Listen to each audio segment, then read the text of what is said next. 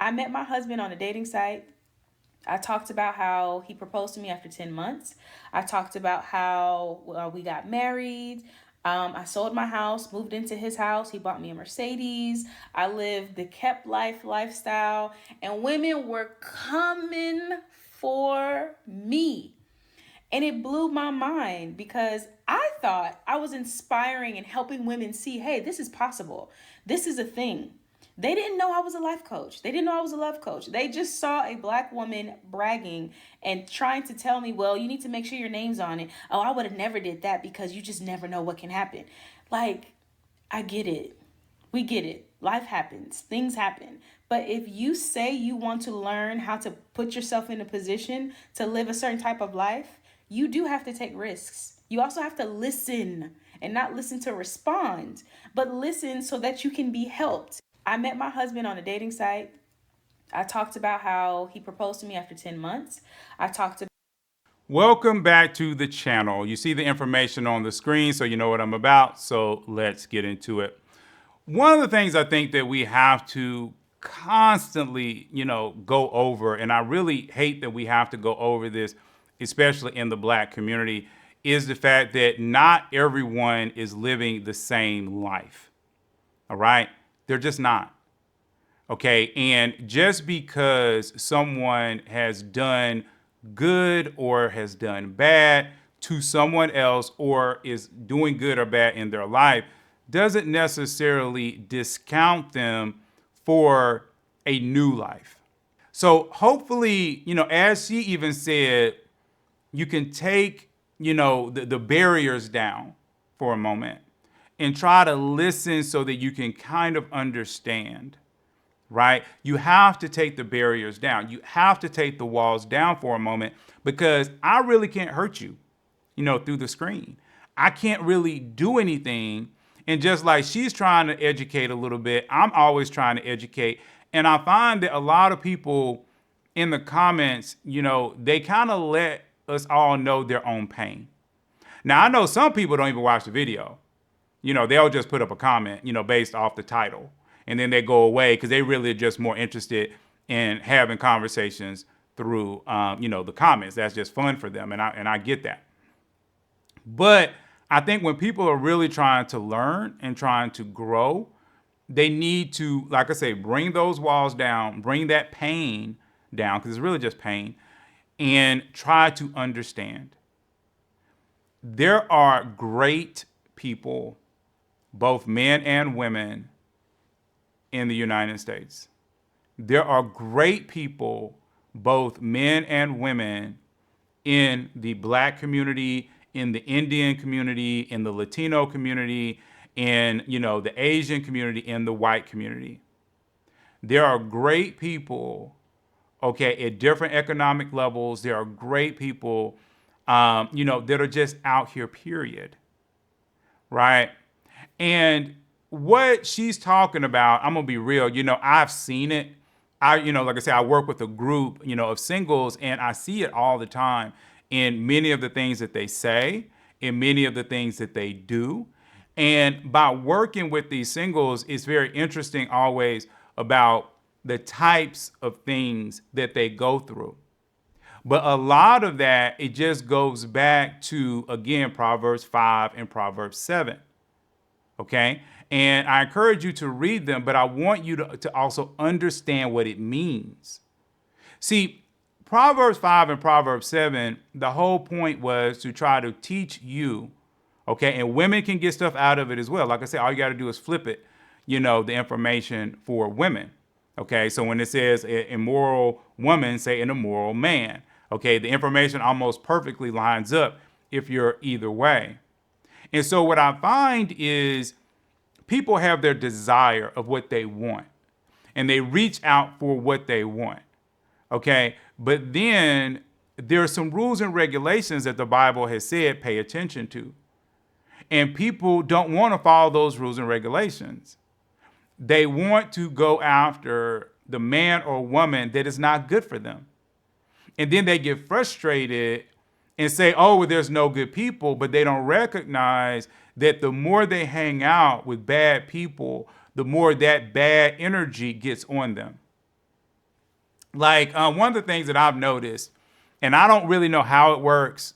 I'm not trying to figure it out anymore because I've learned certain things in the spirit. I just need to leave alone. I just need to say, okay, God, evidently you created this. This is your way. So let me leave it alone. So some of you, like I say, know that I'm divorced, right? I was married for 18 years. And what's interesting about, that situation was as I started to study, because I'm that type of guy, I research and I study things. And that's one of the main reasons why I can do this channel is because of all the research and study that I've done. And one of the things that I learned, and it was kind of epiphany, but I had to get out of my own pain to understand this, was that my ex-wife, her energy, her personality was almost 65, 70% like my male best friend that I grew up with. So I met my best friend in fourth grade. In my first class at college, I met my ex-wife. And I didn't recognize how similar the two were. I didn't.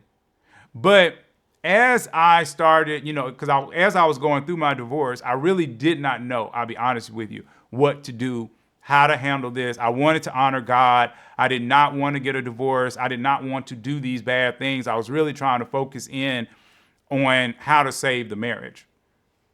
And so that's when I got into personality tests. So now I'm trying to figure out, okay, where did we go wrong? Blah, blah, blah, blah. And the personality test actually came to me while I was in church. That's why I figured that it was God that was teaching me. And one of the biggest revelations was I was hanging out with my male best friend who had come into town, and he basically took the test. And by this point, I had like 50 people to take the test because I was all in love with the test. And I was learning more and more how people worked by the test. And when he took it, he had almost the same exact information as my ex-wife. They only were off by like a few points. And I was like blown away. I was like, oh my gosh. Okay, I've like married in a lot of ways. The only thing that my best friend had a problem with me with was the fact that I tend to be hyper, okay, because I do a lot of stuff. And in order to do a lot of stuff, you have to be that person that's go, go, go, go, go. And so I tend to be a little bit hyper, and that would frustrate him. My male best friend growing up. Well, my ex-wife, that was her superpower. She did not mind someone who was hyper. She was able to deal with that without a problem. So she could take care of that, but then she had all the other things pretty much that my male best friend had. So why am I telling you this? I'm telling you this because what happened was it was just a transfer of energy. It was really almost the same person. They weren't exactly alike, but they were about 60% alike, okay, in that transfer. And then after, the divorce, I just made it in my head, because like I said, by then I had walls up. And because if you're angry, you have walls up. I'm just letting you know. If you're reaching out in anger and you're not reaching out to understand, then you have walls up and you're walking in anger. So what happened was right after that, I just had come up with the mindset, I'm not dating anybody like my ex. If she's like my ex, even in the slightest, I'm done. And so I would date women that were just totally opposite, all this other kind of stuff. And to make a long story short, what happened was because I dated all those women, and like the last woman that I dated, I recognized, oh my gosh, this woman, this new woman, is really just an average of the last 5 to 6 women I've dated. So the problems that kept, appearing are in this new woman. But the solutions that kept appearing are also in this new woman. So basically, yes, I have a new woman that I'm dating, that I'm talking to that's so different than my ex, but she's still really just a product of my past. And that's the point I'm trying to make. I've encouraged all of you that if you want to change the type of person, you're going to have to go out and date people and hang around with people that do not act like the people you came from. It's going to be difficult. It's going to be hard. There's going to be things that you have to learn because you don't know that world. But if you continue to stay in the world that you're in, you're going to continue, okay, to get the same results. I've hung out with, women that will say, oh, I can't find a good man, blah, blah, blah. And then I'll see the men that they've been dating. And I'm like, okay, well, here's a whole new set of men over there. Why don't you go talk to them? And they don't want to talk to them. They come up with every excuse in the world. Why not to talk to them? And I've done the same thing with men. I'll say, hey, why don't you talk to this girl right here? Why don't you talk to this? Why don't you talk to that? And he don't want to talk to them. Okay, because maybe she's not pretty enough, or maybe she doesn't have this, or she doesn't have that. And I'm like, again, you don't understand that in order to change, you actually have to date someone that's different. Like there was a guy, and I think I might have said this in another video, there was a guy that I was hanging around with at this little party club thing or whatever. And there was a girl that was there, and she was definitely, not necessarily what most people would be like, she's a 10, right? But when I was looking at her, I was like, this is a cute girl. I mean, she's really pretty. And I was like, the issue here is not that she's not pretty. It's just that she's walking kind of with this goofiness, because she was young and, she had this thing. But the guy that was with me, he was, about her age, maybe 4 or 5 years older. And so I was like, dude, you could just take her and, change her clothes and, like I said, maybe change her hairstyle. And she would turn heads. I mean, she's attractive. I mean, she would turn heads. But the way that she's dressed right now and, and all in her hairstyle and all that kind of stuff, she doesn't have that right now. But I was like, her energy is really good. I mean, she seems very loving and kind and stuff like that. But he just didn't want to do it. He didn't want to put in the effort, for this woman. He wanted a prepackaged package. But the problem is those prepackaged women, a lot of times they have attitudes because they've been doing this all their life. It's like I've told a lot of the women and men, I mean, most pretty women aren't really born pretty. We think they are. But again, I always try to have you guys to look at celebrities, and you'll have someone who's brand new to being a celebrity.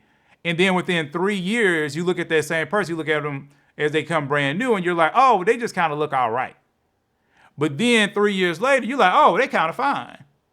And they might have not had any plastic surgery or anything like that. So how did they go from just looking okay, in year 1 to looking very attractive in year 3? Well, it's like I've told you, skincare product. Skincare product is huge, especially for women. Most of the women that I've dated, when I go into their bathroom, I can literally see on their countertop somewhere between $300 and $700 worth of skincare product. They don't use cheap lotion. They use $9, $10, and $11 lotion.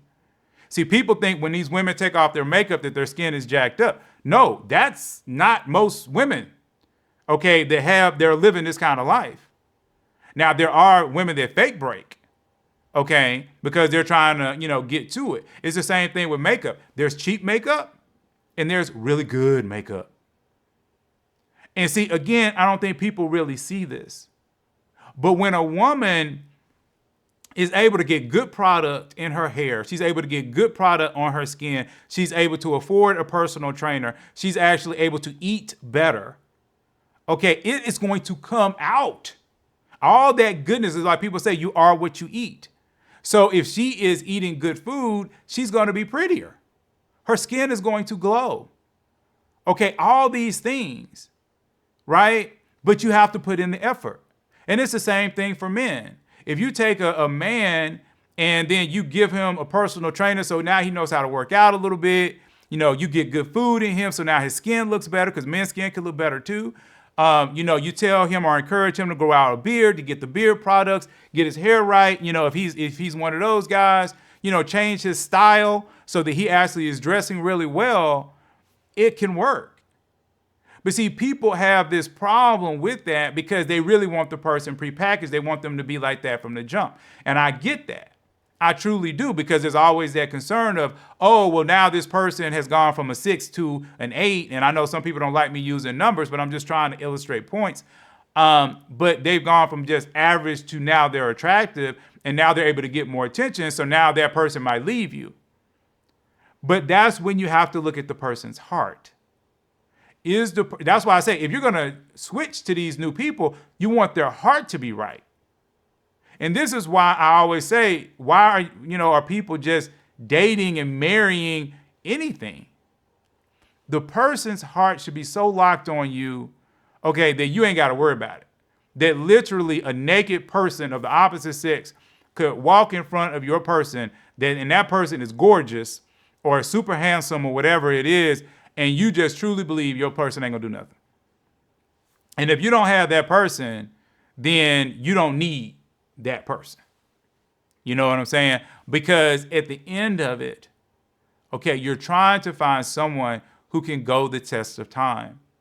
And there are people who are just, they walk with a level of maturity. They walk with a level of loyalty. They walk with a level of self-control. And that's the thing that I'm always telling people. It's the one thing that I hear no one talking about. Self-control. People talk about accountability. Accountability is just simply, I made a mistake. I'm acknowledging my mistake. That's all accountability is. If I'm out playing football and I drop a pass, I'm out as a receiver, I drop a pass. Okay, then I'm going back to the huddle. My bad, dog. My bad. Or if I'm dating a woman and I tell her I'm gonna pick her up at 7, but I'm 30 minutes late and it's 100% my fault, then I'm basically like, oh, I'm so sorry. I really should have called. I should have done something. That's my bad. Blah, blah, blah. So that is accountability. It's almost like you're okay with saying you're sorry. Discipline, okay, is not making the mistake in the first place. Discipline is saying, okay, I'm supposed to meet this woman at 7 o'clock. I'm not going to start getting dressed at 6:45. I'm going to get dressed at 6 o'clock because I recognize it might take me 20 minutes to drive to her. And it's probably going to take me 30 minutes to get dressed. And then I'm not trying to be there at 7 o'clock. I'm trying to be there at 6:50 or 6:55. So my whole goal is to be early. My whole goal is to do more than enough. My whole goal is to make sure everything's lined up. That is self-control. That is discipline. That is doing the right thing, even when you don't really get a benefit. And see, that's the difference that a lot of people are not teaching. Okay, and if you really want to find better people, not only do you need to have that in yourself, but the person that you're dating needs to have it as well. But once you clean these things up, you can have a really great life. You can be with a good man or a good woman, okay, and you just build it. And some of this might take 2 or 3 years, but honestly, for some of you, it might literally happen overnight. It really might happen overnight. And as I say that, I did want to finally give a shout out. I keep forgetting to do this shout out, but I wanted to give a shout out because there was actually a gentleman that actually follows me out here, but he also was a part of my group for a while, and he is engaged, right? And, he talked about it. He said, I just did a lot of what you told me to do, and it worked. And I've had so many people that I've tried to tell them, it's like, if you would just, most people to me don't have big problems. Okay, they really don't have these big problems. A lot of these narcissists and different things like that people love to talk about on the internet, that's actually a very small portion of the population. So if we can get people to stop looking at them and look at the right people and then clean up maybe 1 or 2 things about themselves, they'll get married just like that. I mean, it really is not that big of a deal, right? To find really great people. But you have to be healed, and then you have to be willing, to put in some work. So anyway, please like, please subscribe. And also remember, first and third Wednesdays, we do the live Zoom call. Just want to make sure that people remember that as well. So anyway, please like, please subscribe, and I'm going to see you all in the very next video.